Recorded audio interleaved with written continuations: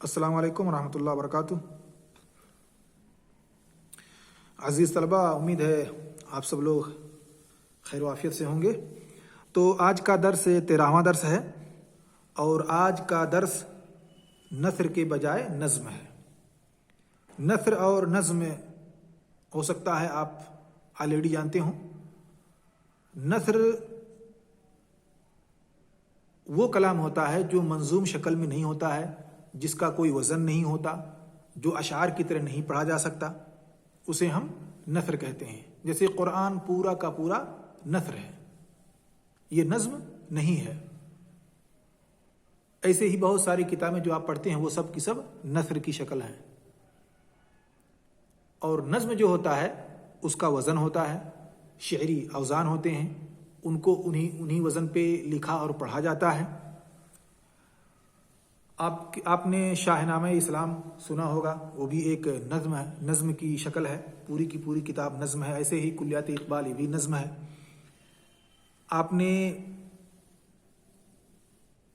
بہت ساری کتابیں سیرت پر بھی پوری کی پوری نظم کی شکل میں دیکھی یا پڑھی ہوں گی، تو یہ نظم کہلاتی ہیں۔ اور نثر جو ہوتا ہے وہ ایک عام کلام جس کا کوئی وزن نہ ہو، جیسے کہ ہم نے اس میں جتنے مضمون پڑھے، آپ امتحان دیتے ہیں، امتحان میں جو لکھتے ہیں وہ بھی نثر ہے، نظم نہیں۔ جو اشعار آپ پڑھتے ہیں یا کسی کو پڑھتے ہوئے سنتے ہیں وہ نظم ہے۔ تو نظم کا مضمون ہے ہمدردی۔ ہمدردی کا مطلب آپ جانتے ہیں، پیار محبت، ایک دوسرے سے جتانا، ایک دوسرے کی مصیبت میں کام آنا۔ یہ درد اور ہم سے بنا ہے، دو لفظوں سے، ہم دردی، ہم درد، یعنی جو پہلے کا درد اسی کو اپنا درد بھی سمجھ لینا۔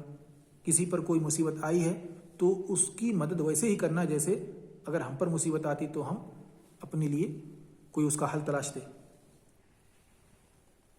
تو دوسرے کی درد کو اپنا درد سمجھ کر کے ان کی مدد کرنا ہی ہمدردی کہلاتا ہے۔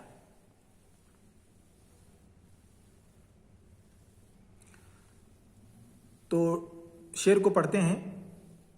ٹہنی پہ کسی شجر کی تنہا، بلبل تھا کوئی اداس بیٹھا، کہتا تھا کہ رات سر پہ آئی، اڑنے چگنے میں دن گزارا، پہنچوں کس طرح آشیاں تک، ہر چیز پہ چھا گیا اندھیرا، سن کے بلبل کی آہو زاری، جگنو کوئی پاس ہی سے بولا، حاضر ہوں مدد کو جانو دل سے، کیڑا ہوں گرچہ میں ذرا سا، کیا غم ہے جو رات ہے اندھیری، میں راہ میں روشنی کروں گا، اللہ نے دی ہے مجھ کو مشعل یا مشعل، چمکا کے مجھے دیا بنایا، ہیں وہی ہیں لوگ وہی جہاں میں اچھے، آتے ہیں جو کام دوسروں کے۔ یہاں پہ کچھ الفاظ ہیں جنہیں ہمیں سمجھیں۔ ٹہنی کا مطلب آپ سمجھتے ہیں، شجر کا مطلب ہوتا ہے درخت۔ کسی درخت کی ٹہنی پر، شاخ پر بلبل کا چڑیا بیٹھا ہوا تھا، لیکن وہ اداس تھا۔ وہ کہہ رہا تھا کہ پورے دن کو میں نے اڑنے میں، چگنے میں، دانا پانی کھانے میں گزار دیا، اور اب رات ہو گئی، اب کیسے گھر جاؤں؟ پہنچوں کس طرح آشیاں تک۔ آشیا مطلب گھونسلہ ہوتا ہے۔ اگر پرندوں کے لیے استعمال ہوتا ہے تو ان کا گھونسلہ ہو گیا۔ اگر انسانوں کے لیے کہا جائے کہ بھئی آپ کا آشیانہ کہاں ہے، تو اس سے مراد گھونسلہ نہیں بلکہ اس سے مراد گھر ہوگا۔ تو استعمال کے حساب سے اس کے معنی جو ہے وہ سیاق کے حساب سے آپ اس کو سمجھ لیا کریں۔ آشیاں کا مطلب ہوتا ہے رہنے کی جگہ، یعنی انسان کی آخری منزل جہاں وہ رات گزارتا ہے۔ سن کے بلبل کی آہو زاری، یعنی اس کا رونا دھونا اور اس کی آہو بکا اور اس کا اداس ہونا، یہ ساری چیزیں دیکھ کر کے، سن کر کے، جگنو جو تھا پاس میں وہ بولا کہ بھائی میں جانو دل سے آپ کی مدد کرنے کو حاضر ہوں، گرچہ میں ایک چھوٹا سا کیڑا ہوں لیکن میں آپ کی مدد کر سکتا ہوں۔ یہ جو رات ہو گئی ہے، اندھیرا چھا گیا ہے، اس کا غم نہ کریں، ہمارے پاس کچھ ایسے مشعل ہیں، اللہ نے ہمیں کچھ ایسی چیز دی ہے جس کو مشعل کہہ رہا ہے، یعنی جگنو کا جو پیچھے کا جو پوچھ والا جو حصہ ہوتا ہے وہ چمکتا ہے، تو اسی کو کہہ رہا ہے کہ اللہ نے مجھے مشعل دی ہے، میں اس مشعل سے پورے راستے کو اجالا کر دوں گا۔ اور آخری شعر میں ہے کہ جو لوگ اچھے لوگ ہوتے ہیں، جو اچھے لوگ اور بہترین لوگ ہوتے ہیں، وہی لوگ دوسروں کے کام آتے ہیں، دوسروں کی مدد کرتے ہیں۔ تو یہاں پہ آشیاں کا مطلب گھونسلہ، آہوزاری رونا پیٹنا، واویلا کرنا، فریاد کرنا، مدد کے لیے پکارنا، یہ ساری چیزیں ہیں۔ مشعل چراغ دا، موم بتی شمع، چراغ دان چراغ دان۔ اب یہاں پہ کچھ سوالات ہیں، آپ سوالات خود سے حل کریں۔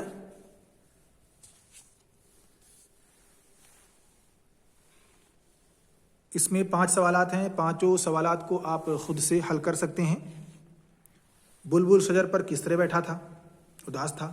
بلبل کیا کہہ رہا تھا؟ بہت ساری باتیں اس میں ہیں، اسے آپ سمجھیں اور پھر اس کو اپنی زبان میں نثر کی شکل میں بیان کریں۔ بلبل کی فریاد سن کر جگنو نے کیا کہا؟ اللہ نے جگنو کو کیا دیا ہے؟ اس نظم کا عنوان ہمدردی کیوں رکھا گیا ہے؟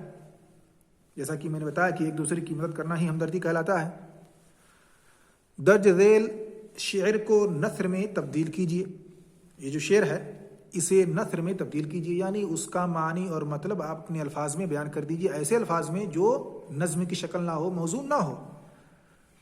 شعر ہے، ہیں لوگ وہی جہاں میں اچھے، آتے ہیں جو کام دوسروں کے۔ اب اس کو آپ اگر نثر میں آپ کو تبدیل کرنا ہو تو آپ اسے کہہ سکتے ہیں کہ اس دنیا میں اچھے لوگ وہی ہیں جو دوسروں کی مدد کرتے ہیں، جو دوسروں کے کام آتے ہیں، جو دوسروں کے مدد میں ہاتھ بڑھاتے ہیں، دوسروں کی مصیبت کو دور کرنے میں آگے آتے ہیں، وہی لوگ اچھے ہیں۔ سوال 3 ہے، درج ذیل اشعار کی ترتیب درست کیجیے۔ 1 سے لے کر کے 4 اشعار ہیں، ان اشعار کو الٹ پلٹ کر کے لکھا گیا ہے، آپ اس کو دیکھیں اور اصل نظم کو دیکھیں اور جہاں پہ غلطی ہے اس کو درست کریں اور اس کی ترتیب جو صحیح ہے وہ لکھیں۔ چوتھا ہے، درج ذیل الفاظ کو جملوں میں استعمال کیجیے۔ شجر کا مطلب بتلایا پیڑ، درخت۔ اب پیڑ کا استعمال، درخت کا استعمال، شجر کا استعمال آپ کیسے کریں اپنے الفاظ میں؟ جیسے اس وقت آپ کہہ سکتے ہیں کہ ہندوستان میں شجرکاری پر زور دیا جا رہا ہے،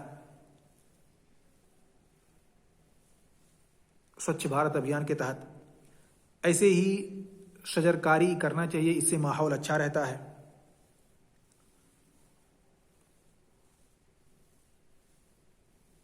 شجر اور درخت کو لڑائی اور جھگڑے میں اور بڑی بڑی جنگوں میں اسلام نے کاٹنے سے منع کیا ہے۔ آپ جانتے ہیں درختوں کو، ہرے بھرے شجروں کو اسلام نے کاٹنے سے منع کیا ہے۔ یہ عربی کا لفظ ہے شجر، اور اس کی جمع اشجار آتی ہے۔ اداس کا مطلب مایوس۔ فلاں شخص کو دیکھا وہ اداس تھا، فلاں شخص امتحان میں کم نمبر آنے کی وجہ سے اداس تھا۔ لوگوں کو اداس نہیں ہونا چاہیے۔ محنت کے باوجود بھی اگر انسان کسی چیز میں فیل ہو جاتا ہے تو اسے اداس نہیں ہونا چاہیے۔ آپ اسے کسی بھی طرح سے اپنے الفاظ میں استعمال کر سکتے ہیں۔ آشیاں، جو شخص صبح کو روزی روٹی کے لیے نکلتا ہے، شام کو اپنی آشیاں کی طرف چلتا ہے، ایک جملہ ہو گیا۔ ایسے ہی ہر شخص اپنے آشیاں کو خوبصورت اچھا بنانے کی کوشش کرتا ہے۔ آہوزاری، کسی کی وفات پر آہوزاری کرنے سے اسلام میں منع کیا گیا ہے۔ مصیبت آنے پر آہوزاری نہ کر کے صبر کرنا چاہیے اور مصیبت کا حل تلاشنا چاہیے۔ مشعل، آپ نے ایک جملہ سنا ہوگا، خاص طور سے جب کہیں پہ مظاہرات ہو رہے ہوں، لوگ دھرنے پہ نکل رہے ہوں، خاص طور سے رات وغیرہ میں، تو یہاں پہ آپ نے سنا ہوگا کہ مشعل مارچ، جو کلمہ استعمال ہوتا ہے یا جو لفظ بولا جاتا ہے وہ مشعل مارچ کہا جاتا ہے، وہ اسی سے ہے۔ مشعل یعنی وہ لو، مشعل کی شکل آپ نے دیکھی ہوگی کہ ایک دھوتو کی طرح سے ہوتا ہے، اس میں آگ لگا رہتا ہے اور وہ آگ جلتی ہے، وہی مشعل ہے۔ مشعل عام طور پہ اسی کو کہا جاتا ہے۔ تو مشعل مارچ یعنی لوگ الاؤ جلا کر کے آگ میں روشنی لے کر کے چلتے ہیں، وہی مشعل ہے اور مشعل مارچ کہا جاتا ہے۔ تو اس کو آپ اپنے جملوں میں ایسے استعمال کر سکتے ہیں کہ ابھی جو کسان آندولن چل رہا ہے، کہہ سکتے ہیں کہ کسان آندولن کو مشعل مارچ بھی نکالنا چاہیے۔ وہ لوگ 26 کو ٹریکٹر مارچ نکال رہے ہیں 26 جنوری کو، تو انہیں 26 کی رات کو مشعل مارچ بھی نکالنا چاہیے۔ ایسے ہی بہت مرتبہ اپنے اخباروں میں سنا کہ فلاں شخص پر زیادتی کی وجہ سے یا فلاں شخص کو قتل کرنے کی وجہ سے یا فلاں لڑکی کے ساتھ ریپ ہونے کی وجہ سے لوگوں نے رات میں مشعل مارچ نکالا، تو یہ وہی مشعل ہے۔ آپ اس کو اپنے جملوں میں کئی طرح سے استعمال کر سکتے ہیں۔ اب کچھ کام کی باتیں ہیں آپ کو وہ کرنا ہے۔ ہمدردی کے عنوان پر کوئی اور نظم اپنے استاد سے معلوم کیجیے اور اسے درجے میں سنائیے۔